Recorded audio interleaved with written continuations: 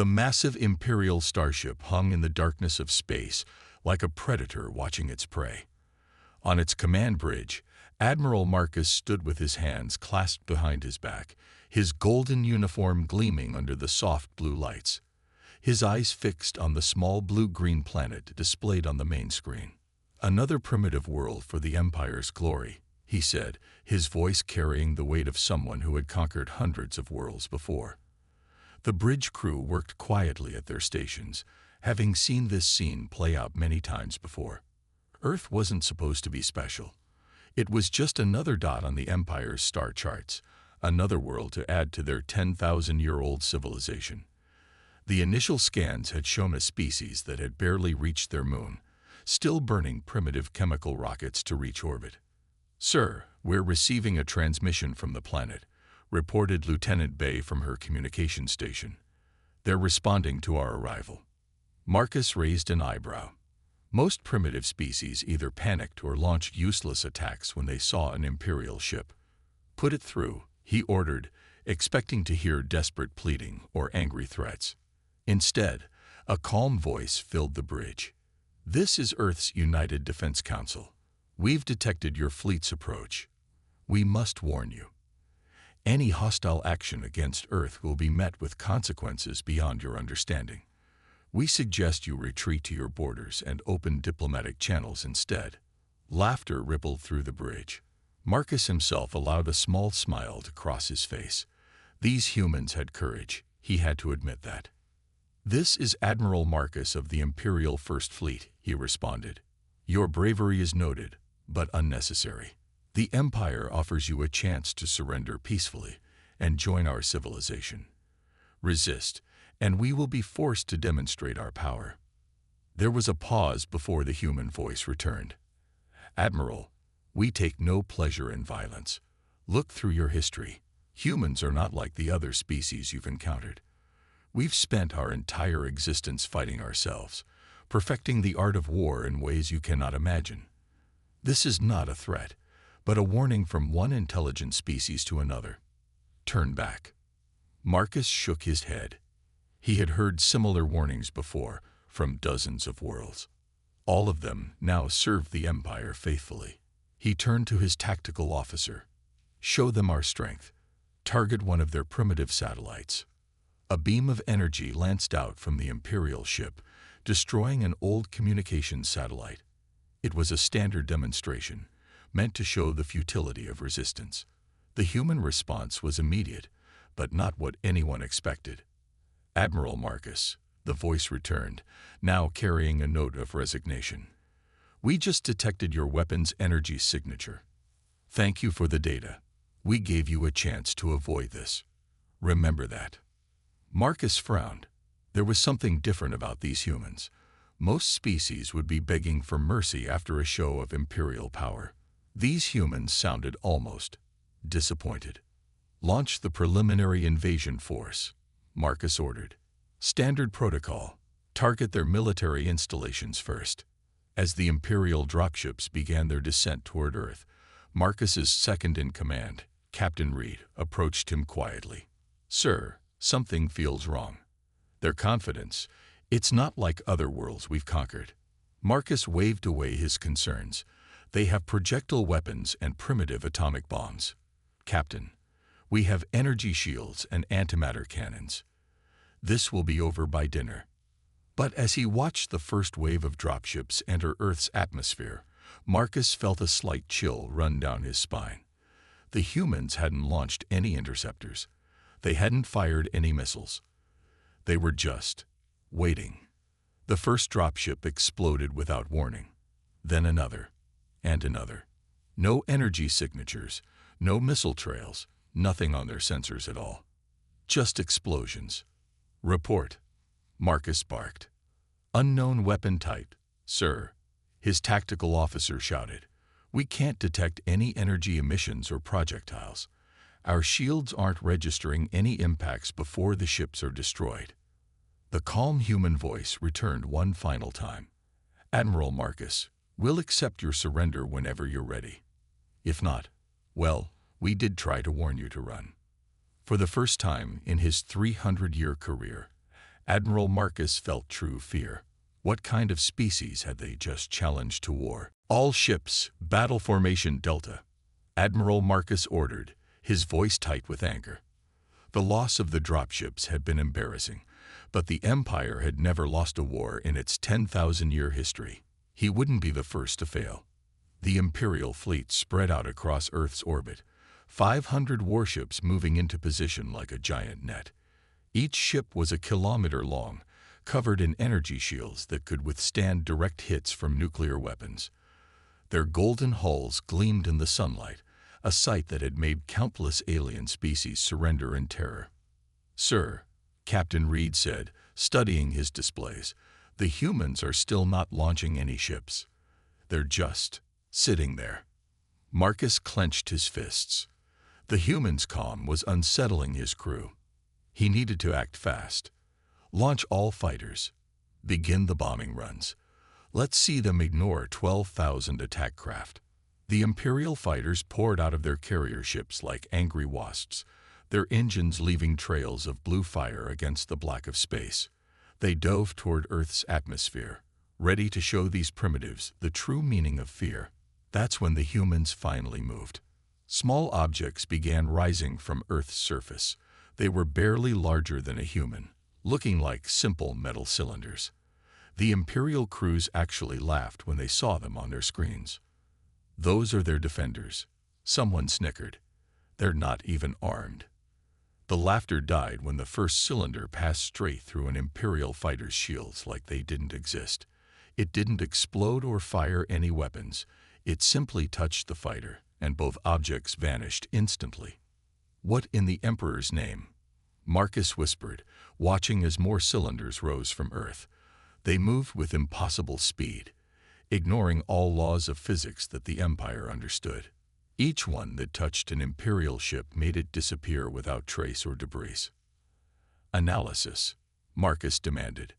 His science officer shook his head in disbelief. "Sir, it's quantum technology. Somehow they're shifting our ships out of normal space-time. We've theorized about such weapons for centuries, but never." "Recall the fighters," Marcus ordered, but it was too late. In less than 5 minutes, half of his fighter force had vanished. The remaining pilots were panicking, breaking formation as they tried to escape the silent cylinders. Then the humans launched their real attack. Millions of tiny dots appeared on the Imperial sensors, approaching from every direction.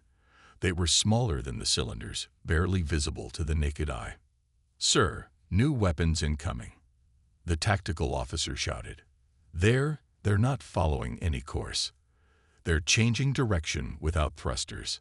Marcus watched in horror as the tiny projectiles danced through space like living things, avoiding all defensive fire with ease. When they hit their targets, Imperial ships simply fell silent, their lights going dark, their crews unable to even send distress signals. "How are they controlling them?" Marcus demanded. "Find their command signals." "There are no signals, sir," his communications officer replied, voice shaking. "Whatever these weapons are, they're operating independently." In the next 10 minutes, Marcus lost 100 ships. The humans hadn't even used their main fleet yet, if they even had one. These automated weapons were tearing apart the pride of the Imperial Navy like it was made of paper. "Sir," Captain Reed said quietly, "we should retreat." The humans, they weren't boasting. They weren't trying to trick us. They genuinely wanted to avoid this. Marcus stood frozen, watching his mighty fleet being systematically dismantled by an enemy he couldn't even fight properly. His entire understanding of warfare, based on overwhelming force and superior technology, was being proved worthless. A transmission cut through his thoughts. It was the same calm human voice from before. "Admiral Marcus, your fleet is being disabled, not destroyed. Your crews will be safe, though their ships will never function again. This is your final chance to withdraw. We have far worse weapons we can deploy, but we'd rather not use them. Please don't make us demonstrate them." For the first time in Imperial history, an admiral gave the order to retreat. As his remaining ships flowed into faster-than-light travel, Marcus realized with growing dread that they hadn't faced Earth's military might at all. They had only seen their automated defenses. The real war hadn't even started yet. The Imperial High Command Chamber was silent as Admiral Marcus finished his report. 50 of the Empire's highest-ranking officials sat around the massive golden table, their faces showing a mix of shock, anger, and fear. "Impossible," General Root said, breaking the silence. "No species could develop quantum weapons without us noticing. They must have had help." Marcus shook his head. The humans developed everything independently. They've been isolated from galactic civilization. What's worse, we've discovered that they developed these technologies purely for defense. We still don't know what their actual war machinery looks like. The Emperor's chief scientist, Dr. Val, stepped forward. His hand shook as he activated a holographic display. "We've analyzed the weapons they used. Their approach to science is different. Where we build upon established principles, humans seem to delight in breaking them. They don't just think outside the box, they deny the box exists." Suddenly, alarms blared throughout the chamber. The Empire's biggest space station, housing 10 million citizens and soldiers, had just gone dark. "Report," the Emperor demanded. The response came quickly. "My lord, a single human ship appeared near Station 1. Before our forces could react, they did something.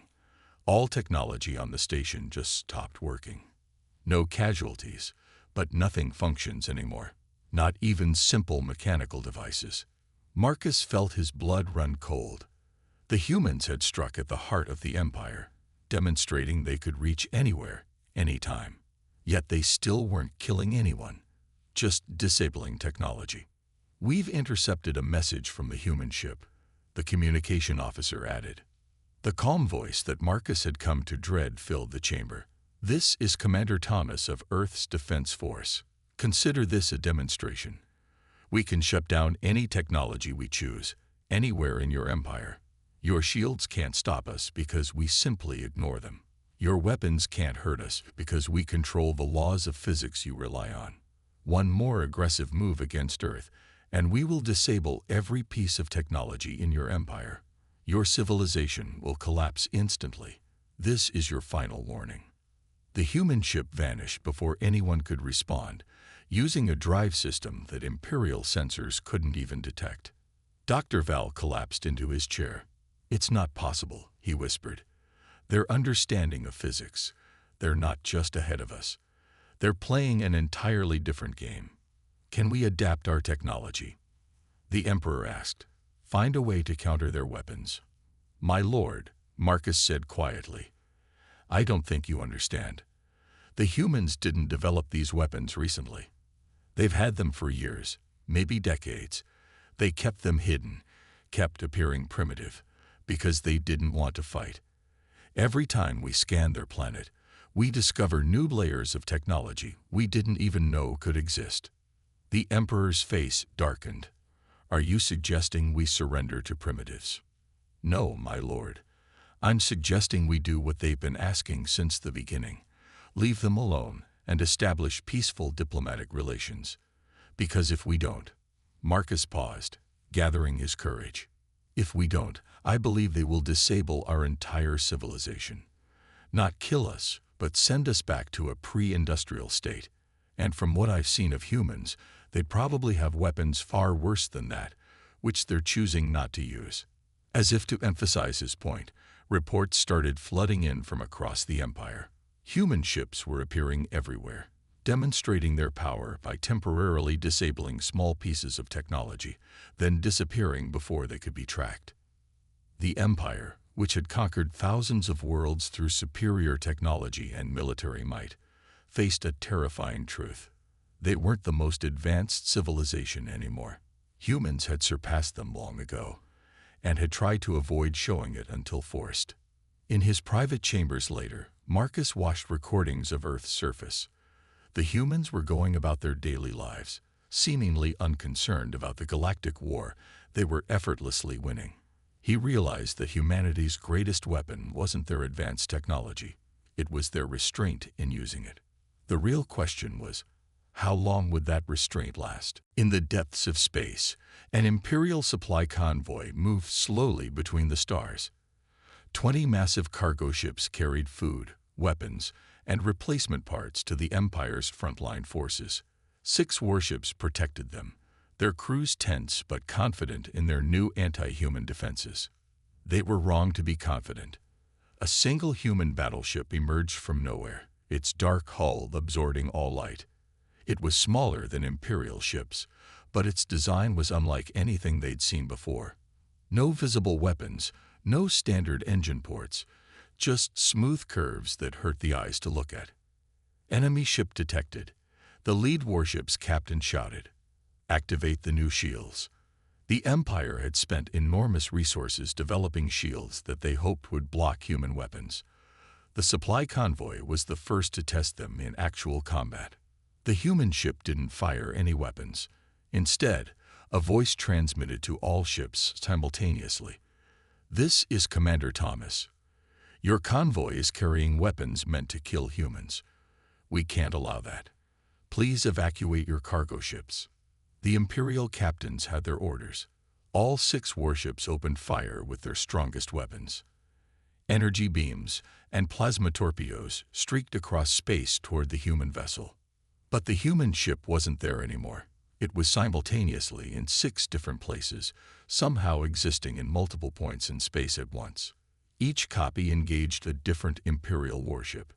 "Impossible," Dr. Val shouted from his observation post. "They're manipulating probability itself. Each version of their ship is equally real." The Imperial crews watched in horror as their new shields proved useless. The human ships simply phased through them as if they were made of smoke. No weapons were fired. The human vessels simply touched each Imperial warship, and all technology aboard instantly died. The cargo ships tried to flee, but it was too late. The human ship recombined into a single vessel and touched each cargo ship in turn, rendering them dead in space. Emergency life support kept the crews alive. But nothing else worked. Commander Thomas's voice returned. "Rescue ships will arrive shortly to evacuate your crews. Sorry about the inconvenience." Back on the Imperial capital world, the Emperor watched the footage in his war room.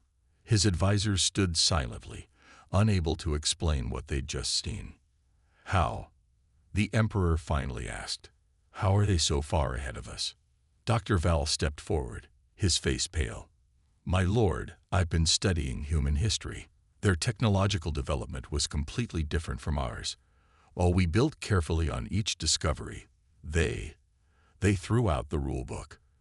They asked impossible questions and refused to accept that they were impossible." He activated a hologram showing human scientific papers from their public networks. "Look at their theories. Where we see absolute laws of physics, they see suggestions to be broken. Where we see limits, they see challenges. They don't just surpass our technology. They'd make it obsolete." The Emperor slammed his fist on the table. "They're still just one species. How can they defeat our entire empire?" "Because," Marcus said quietly from his corner, "they spent their entire history fighting themselves. Every weapon we're seeing, they developed to use against other humans. What looks impossible to us was just Tuesday for them. And these are just their defensive weapons, the ones they're willing to use without causing harm." A junior officer rushed into the room. "My lord, we're detecting human ships throughout Imperial space. They're appearing inside our planetary shields, inside our stations, inside our ships." The Emperor stood up sharply. "That's not possible. Nothing can penetrate our internal shields." "The humans don't penetrate shields," Dr. Val said, his voice shaking. "They ignore them completely. They operate on principles we don't even understand." As if to prove his point, a human ship materialized directly in the war room. It was tiny, no bigger than a ground car, but its presence here, in the most heavily defended room in the Empire, sent a clear message. A small object floated out of the ship and landed on the Emperor's table. It was an old-fashioned paper note that read, "Ready to talk peace yet? We have much worse we could show you." The ship vanished, leaving the Empire's leaders staring at the note in stunned silence. Humanity wasn't just winning the war. They were rewriting the rules of what was possible, and they were doing it with a casualness that terrified the Empire more than any weapon could. The Imperial Palace shook as another wave of protests rocked the capital city.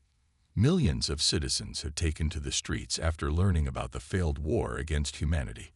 The Empire had never faced defeat in its 10,000-year history, and its people didn't know how to handle it. Inside his private chambers, the Emperor watched multiple holographic screens showing chaos across his realm. On one screen, an Imperial dreadnought floated powerless in space, all its technology dead. On another, crowds gathered around inactive transport hubs, stranded by human attacks on key infrastructure. "The humans have changed their strategy," Admiral Reed reported, having replaced the disgraced Admiral Marcus. "They're not just defending Earth anymore. They're showing our citizens how easily they could shut down our entire civilization." A new screen lit up, showing a human broadcast that was somehow playing on every device in the Empire simultaneously. The Empire's best technicians couldn't block or trace it. "People of the Empire," Commander Thomas's familiar voice said, "we don't want to harm you. Your leaders started this war despite our warnings. Look around your homes. Notice how we've only disabled military technology and temporary transit systems. We could shut down everything, send your entire civilization back to the Stone Age. But we choose not to. Ask your leaders why they continue this pointless conflict." The Emperor's fist clenched. "How are they doing this? How did they hide such power from us?" Dr. Val, who hadn't slept in days studying human technology, laughed bitterly. "My lord, they didn't hide it. We just didn't look properly. Look at this." He projected an image of Earth. "See these structures we thought were primitive radio towers? They're quantum communication nodes. Those old chemical rockets. Decoys hiding gravity manipulation engines. Everything we thought was primitive was just the outer shell hiding their real technology.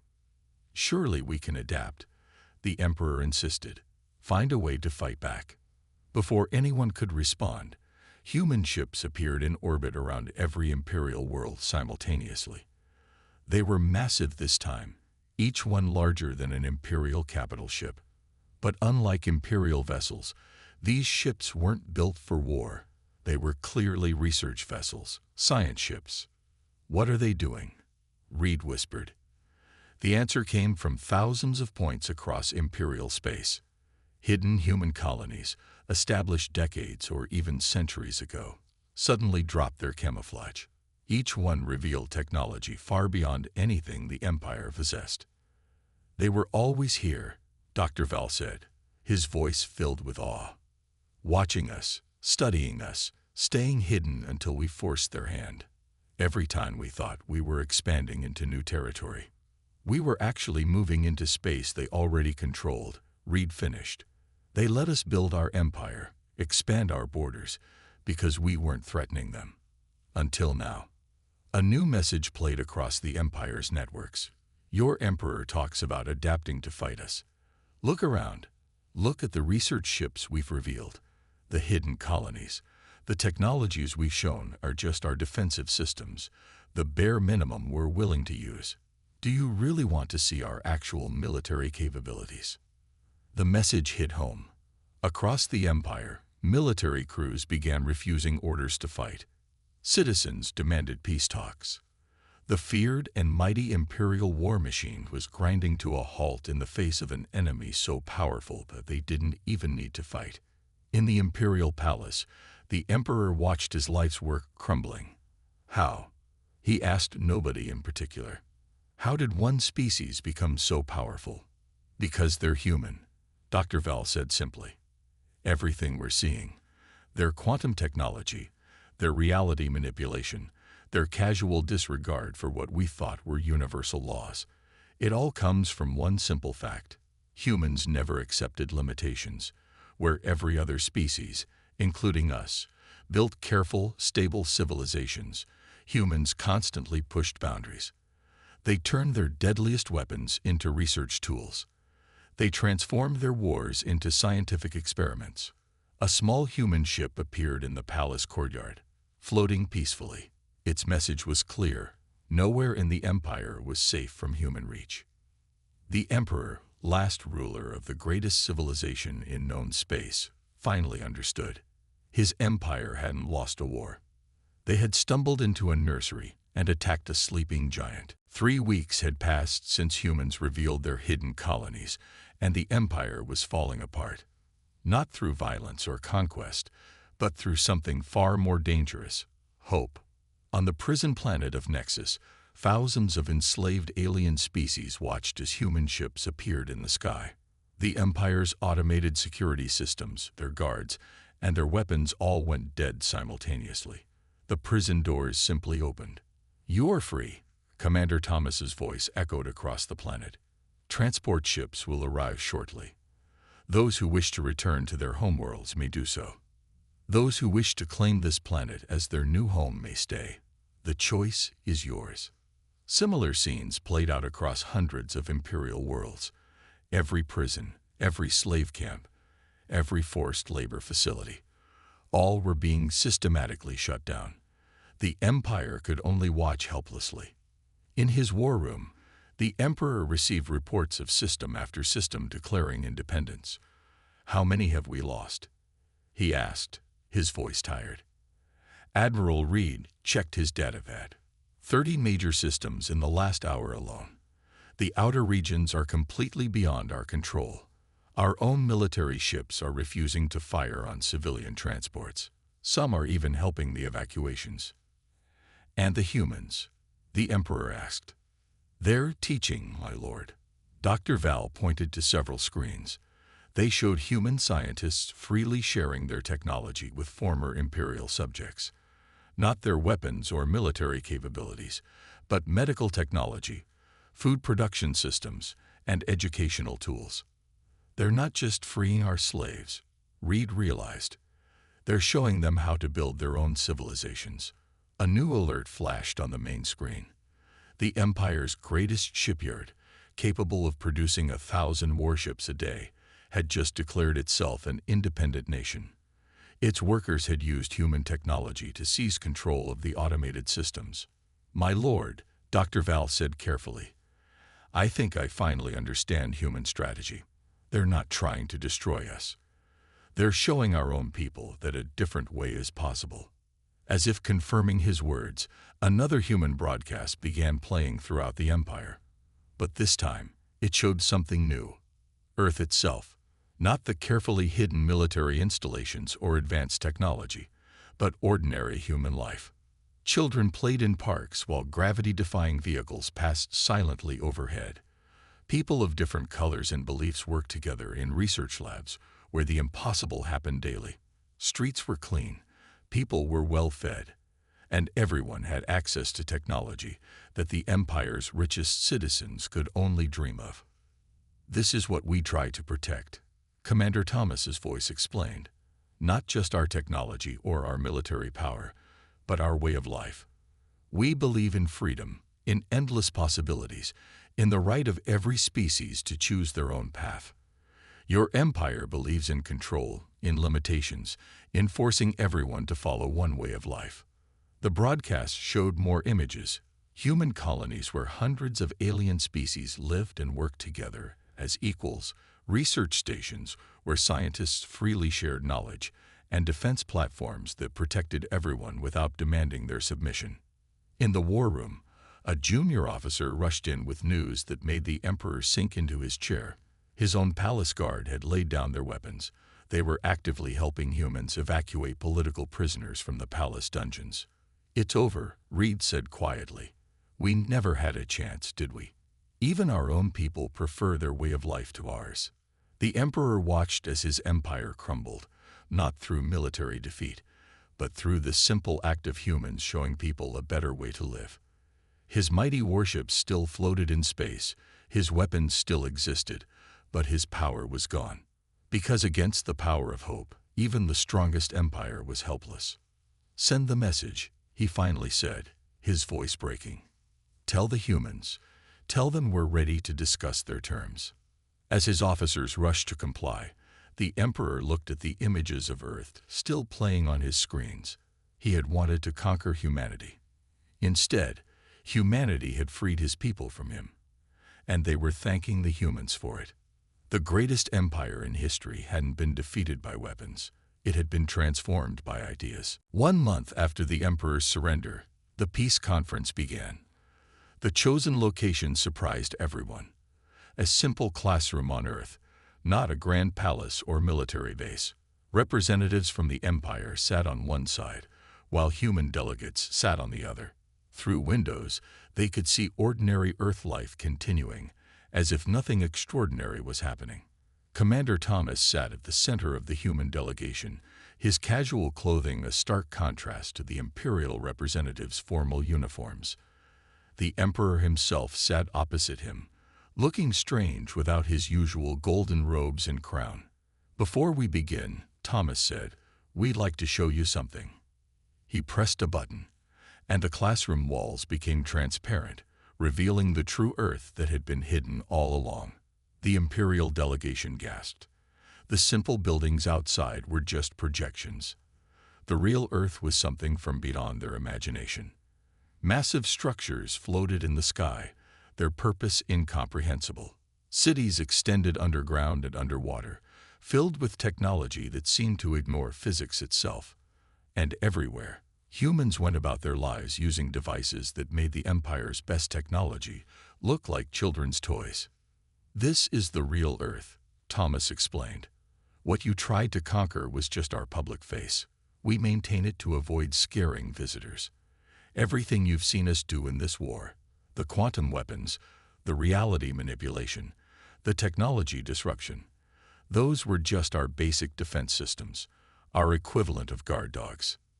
Dr. Val, still serving as the Empire's chief scientist, found his voice. "Your actual military capabilities, what are they?" Thomas smiled sadly. "We don't have military capabilities, not the way you understand them. About 300 years ago, we moved beyond the concept of weapons. Everything you've seen us use was repurposed scientific equipment.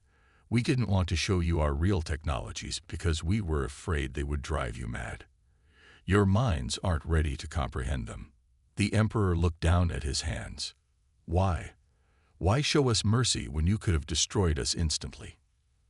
"Because that's not who we are," Thomas replied. "Humans learned long ago that power means nothing without wisdom. We could have conquered your empire in seconds. We could have rewritten your history so you never existed. We could have changed the laws of physics in your region of space so your technology never worked in the first place. But what would that prove?" He gestured to the window again, where a group of alien children played with human kids in a park. "This is what we wanted all along. Cooperation, growth, the free exchange of ideas. We didn't defeat your empire. We helped your people outgrow it." The peace terms were surprisingly simple. The empire would be transformed into a loose federation of independent worlds. Humans would share their basic technology, medicine, food production, clean energy, but not their advanced science. They would help establish schools, universities, and research centers across former imperial space. "One last thing," Thomas said as the meeting concluded. "A final warning, not just to you, but to any civilization watching. Humanity will never start a war, but we will end any war others begin. We try to warn you to run. Remember this lesson. Sometimes the most advanced civilizations are the ones wise enough to hide their power." As the Imperial delegation prepared to leave, Dr. Val turned to Thomas. "Commander, one question has bothered me since the beginning. When we first arrived at Earth, you warned us to run. If you were so powerful, why warn us at all? Why not just demonstrate your strength immediately?" Thomas looked at him with genuine sadness. "Because every species deserves the chance to choose wisdom over violence. We warned you to run not because we feared you, but because we feared what we would have to teach you if you didn't. The universe is bigger and stranger than you can imagine, And humanity has learned some terrible truths about reality. We didn't want to expose you to them." He smiled. "But now you've chosen peace, and we can teach you better things instead. Welcome to the real galaxy, friends. It's much more wonderful, and much more terrifying, than you ever imagined." As the Emperor left Earth, he finally understood. Humanity hadn't just defeated an empire. They had saved it from a fate far worse than military defeat. They had saved it from the darkness that lay behind the simple facade of their world.